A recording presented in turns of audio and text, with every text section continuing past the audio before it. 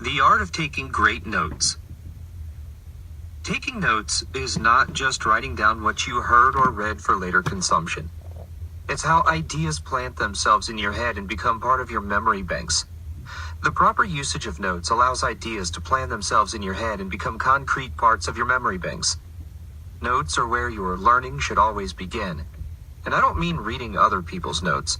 When you consume information with the intent to learn, creating your own set of notes to review later is the first step that allows you to synthesize information in any meaningful sort of way.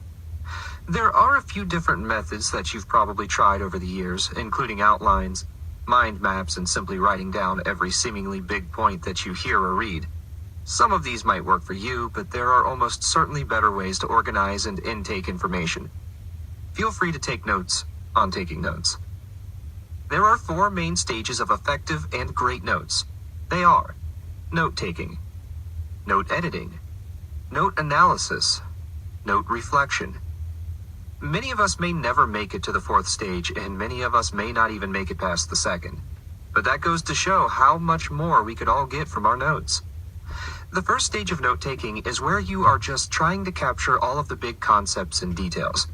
You take them down however you can and paraphrase arguments and details to support each big concept.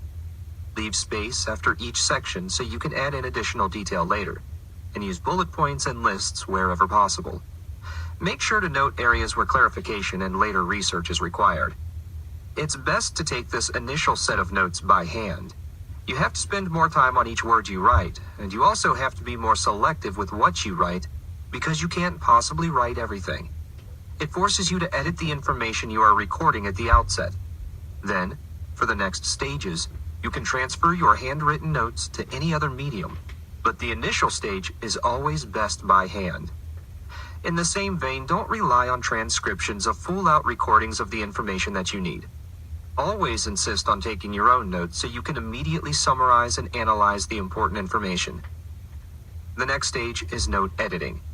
And this is the stage where you go back over your initial set of notes and thoroughly edit what you've written. Go over everything and write it all out again. This helps comprehension and to find blind spots of knowledge.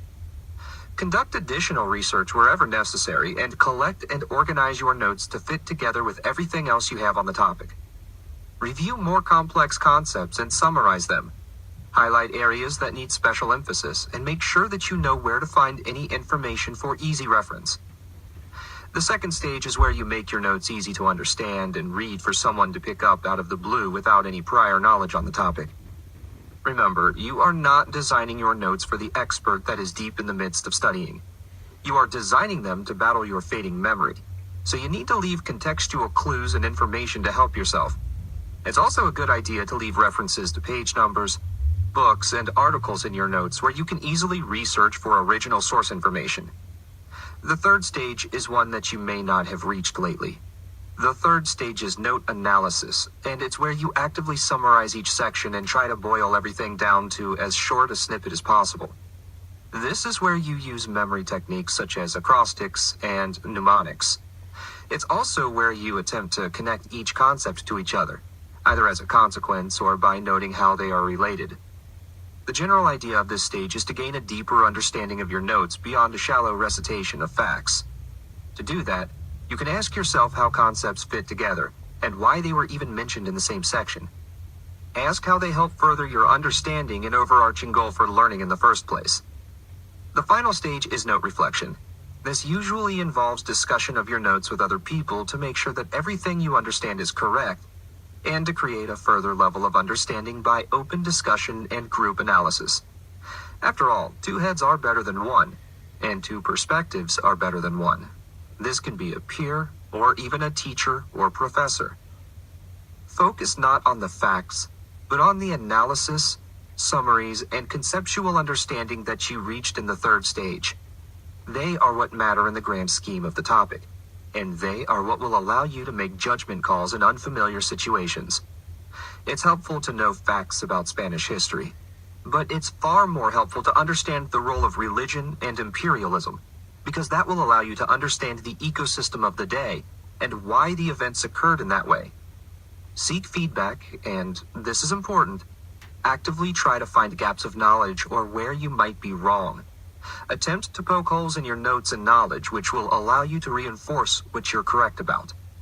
The general trend is to not take notes passively and understand that your task has only begun after you've taken them from your initial consumption of information.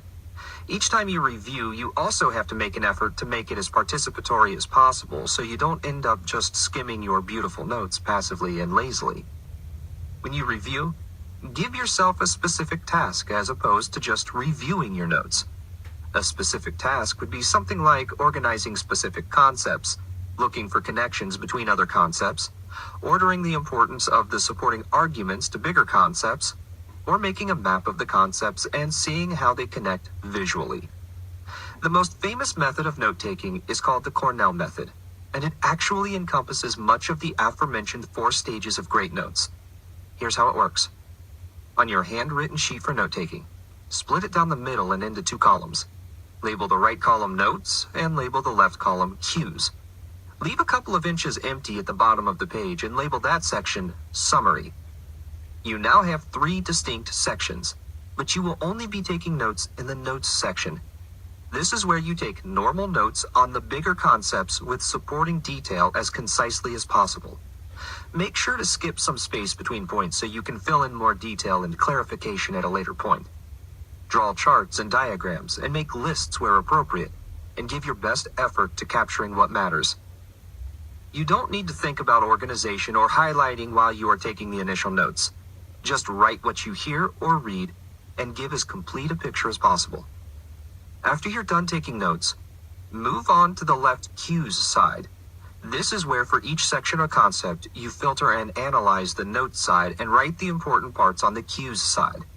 Where the notes side is more of a jumbled mess, the Cues side is a relatively organized account of the topic at hand. Basically, the same information is on each side. Write the main supporting facts and anything that matters, but in a more organized way. There is the added benefit of having to go through your notes immediately and synthesizing everything and drawing out what's important and what's not. Finally, after you're done with the notes and cues sides, move to the summary section at the bottom. This is where you attempt to summarize everything you've just taken notes on into a few top-level ideas and statements, with only the important supporting facts or exceptions to the rules. You want to say as much in as few words as possible. The reason being that when you review your notes, you want to be able to understand quickly and not have to deconstruct and analyze all over again. You want to be able to skim the summary and cues section and move on. There are similarities between the Cornell method and the 4 stages of note-taking, but in each case, you have created your own study guide. Better yet, you also have the entire process you used to create it documented on the same page, from original notes to synthesis and summarization. You have a record of information that allows you to go as deep as you want, or refer to whatever you want. Overall, taking notes is not a lazy, passive activity. That's the real secret of great notes. They are intended to serve as something you can refer to, instantly understand, and be helpful, as opposed to having to decipher them. This takes work, and usually won't occur on the first pass-through. Chapter 6.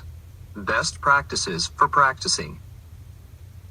What is the instant way to become an expert at something after learning about it? Practicing it.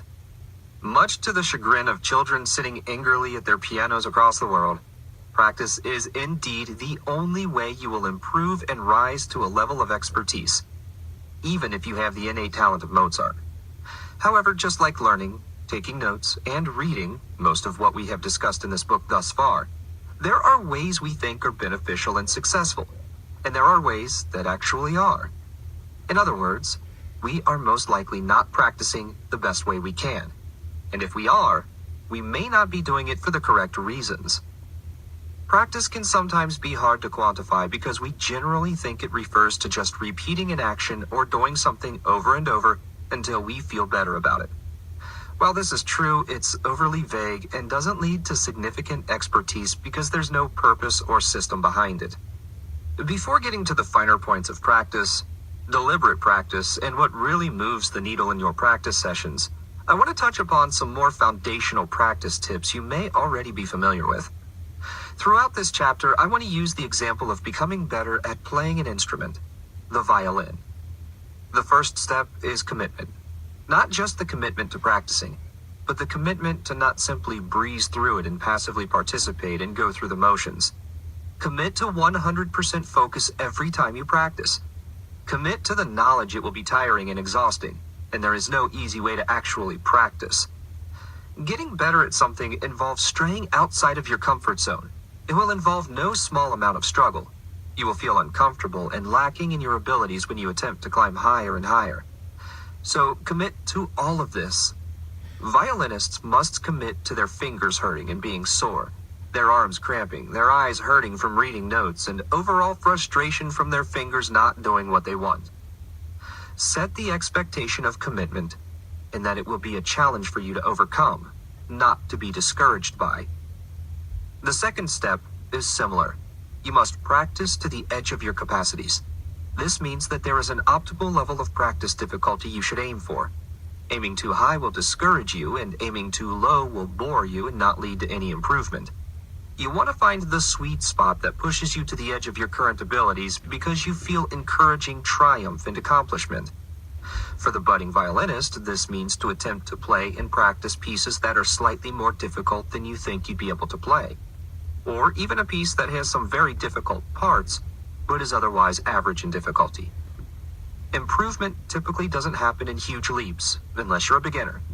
It happens in small increments. You should tailor your practice to this pattern and keep yourself motivated and realistic.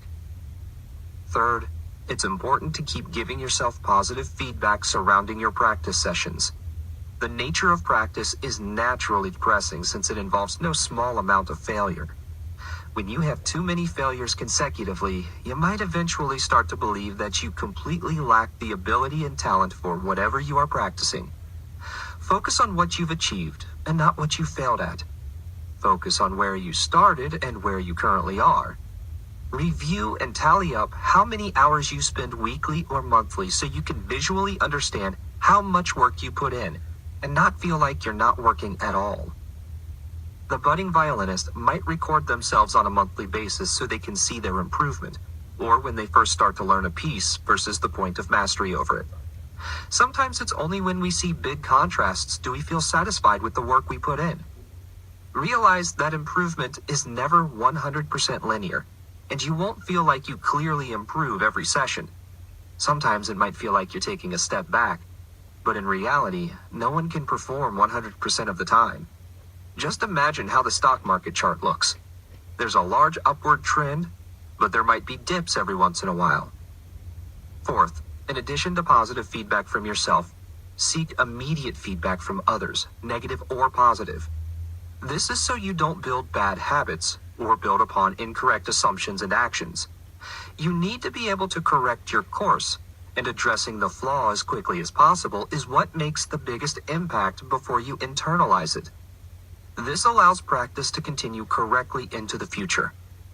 In fact, spend most of your time on negative feedback. You likely already know what you're good at. The negative feedback will uncover any blind spots you may possess and fix the weakest link of your chain. If you don't correct yourself, you are teaching yourself to do something wrong. It's a good idea to attempt to solicit feedback from someone who is 1, not naturally talented, and 2, close to your level of expertise because they will be able to give you highly relevant and articulate feedback because they understand exactly what you are asking and doing. We started the chapter with general guidelines for better practice, and now it's time to dive deeper into one of the finer points: deliberate practice. Deliberate practice was a term coined by John Hayes of Carnegie Mellon University. In short, it describes the best way to practice is to break your main goal down into numerous sub-skills that contribute to the goal. Then, instead of rehearsing the main goal, focus on each sub-skill and bring them to the point of proficiency one at a time. For example, there are many sub-skills involved if you wish to perform a violin piece at expert proficiency. You must work on finger strength, finger speed, musical emotion and dynamics, performance skills, stage presence, memorization, and watching the conductor, just to name a few.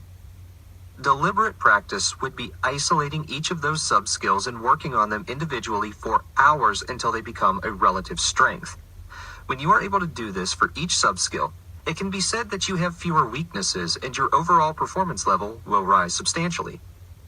Deliberate practice is the art of mastering smaller skills that contribute to your overall goal. A skill is only as strong as its weakest link, and you are making sure that you have none.